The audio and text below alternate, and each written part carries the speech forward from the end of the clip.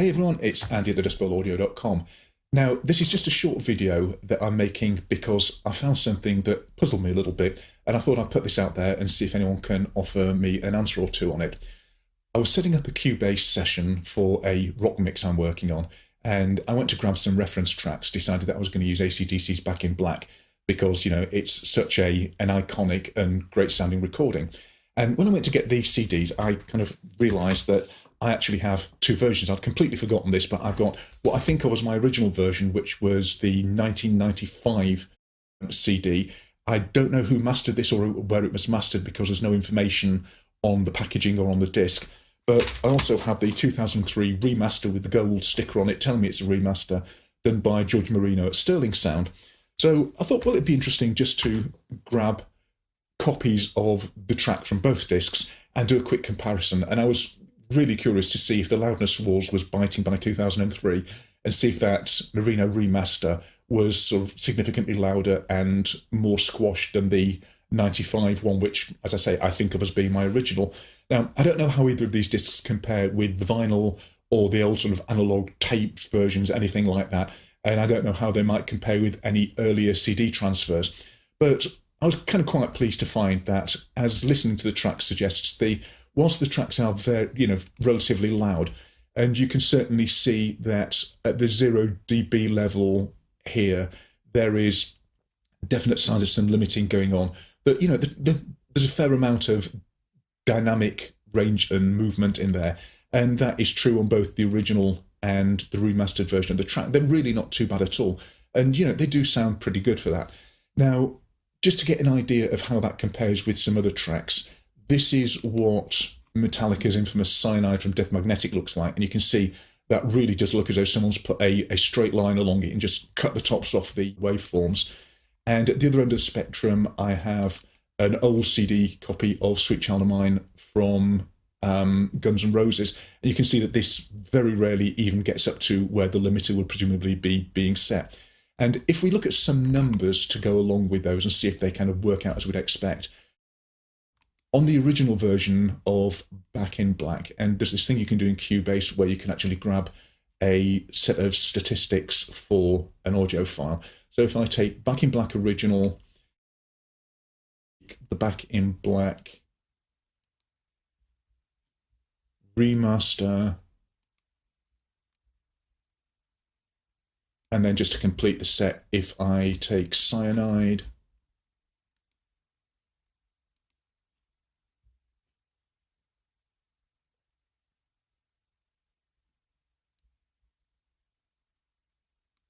and scrolling down, if I grab Sweet Child as well. And just be interesting to see how the numbers relate to what we think we're seeing on the waveforms.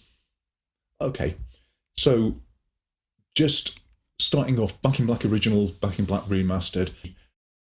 And if we look at the integrated loudness, minus 9.53 LUFS versus minus 8.64, so the remaster is a little bit louder. And it's probably just worthwhile pointing out that in terms of how much difference it makes, an LU, a loudness unit, is the same size as a decibel, a dB. So if your track is 1 LU louder or quieter, that's the same as being 1 dB louder or quieter. And those figures are roughly the equivalent of what we would be used to seeing from the old TT dynamic range meter, and correlate to DR8 and DR9, which I sort of measured separately on those. But you can certainly see that they tie in quite nicely. The loudness range, incidentally, which you would perhaps have expected to correlate to the dynamic range reading, is actually something quite different. So it's not the most super dynamic track that you've ever heard, but it's kind of in the ballpark. If we look at that old version of Sweet Child of Mine, the actual peak level is 0.74 dB true peak on both the Back in Black versions, and it's 0.12. So they're all peaking, but the older Sweet Child of Mine rather less so. Integrated loudness minus 12.21 versus minus 8.64, minus 9.53. So as we could see from the waveform, the overall level is a bit on the lower side. If we look at Cyanide, which is infamous for being very squashed, we've got a loudness range of 2.39 LUs in there and an integrated loudness of minus 3.62 and a massive 2.14 dB true peak level on that one. So, the numbers, that just kind of gives a context for the number against the visuals of what we're seeing. And just to say it again, to my ears, those Back in Black versions actually both sound pretty good and pretty nice.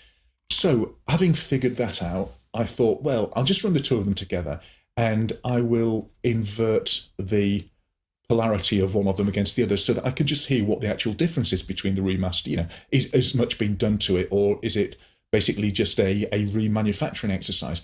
And the nulls didn't work out anything like the way I thought they would do. I thought they would be far closer than they were.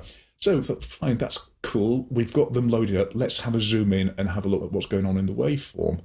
And there's the interesting thing that I started finding was, as you zoom in, you see that the original version is starting slightly earlier than the remastered version. Okay, maybe there's just a bit of a different lead-in, maybe a slightly different edit point. That's no problem. We can sort that out.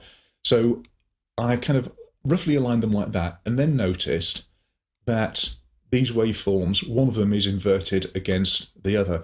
Now, I've got no way of knowing which one is which, but certainly one of these transfers has been done with an inverted polarity, which I really thought is something that's not supposed to happen in mastering houses. So, okay, let's have a look at it. I'm going to select the original version, back to my audio menu, process, and I've got a thing I can do which is called a phase reverse, which is really a polarity invert.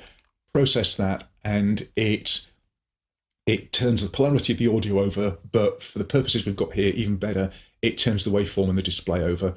So doing a proper zoom in there, dropping a cursor down on that sharp peak we can see, and then lining up, I can get those to be, pretty much bang on aligned.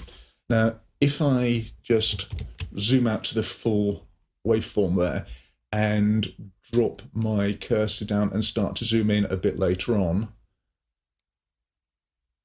but let's go around this point here. Now look at that. That section there is quite clearly that section there, which means that the remastered version is running quicker than the original version, and that is at 2 minutes 53.542, and that is at 2 minutes 53.804. So not a vast amount, not an earth-shaking difference, but it suggests that either the tape machine was running at the wrong speed for one of these, or that the clocking wasn't spot on for one of these transfers. So here's the question. If anyone out there has got different era versions of similar tracks, I would love to know, first of all, how in the real world the loudness figures actually do compare for them. And I would also be really intrigued to know if you've got timing discrepancies.